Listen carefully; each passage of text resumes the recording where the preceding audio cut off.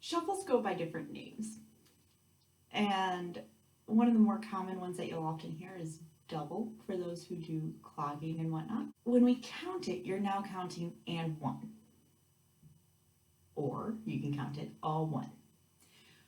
This tells us that we need to move a little bit faster traditionally. Now, when you're first learning a shuffle, we'll sometimes count it 1, 2, because it's really slow when we first learn them. Over time, though, they should increase in speed. You can do these to the front, to the side, and to the back.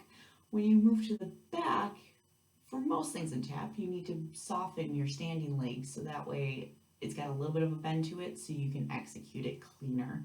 When you do a shuffle, you are now implementing that brush and that spank that we learned earlier in the week.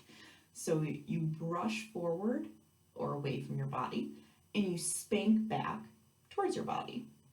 Shuffles are all done with the ball of your foot. Another way to think about it would be using your toes.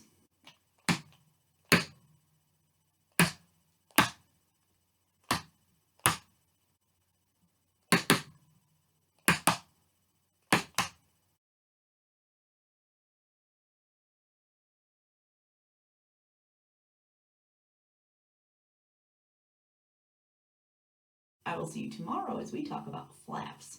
I will see you then.